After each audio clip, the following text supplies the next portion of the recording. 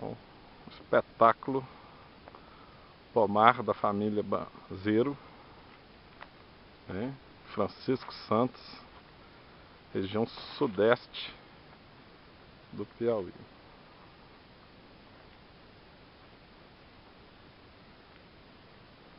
Muito bom, muito bom.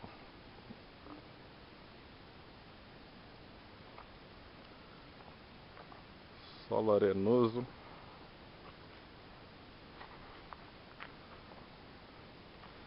Pulverização com enxofre, o controle do oídio. Uma região um pouco mais alta, na faixa aí dos 600 metros de altitude. Então, igual 2016 teve noites frias, favorece o ataque do oídio.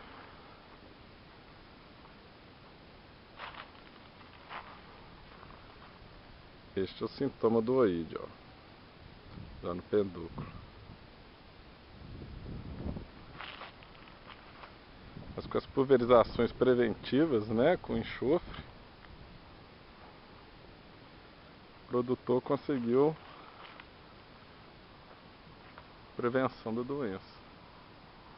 Então, repetindo, estamos em julho de 2016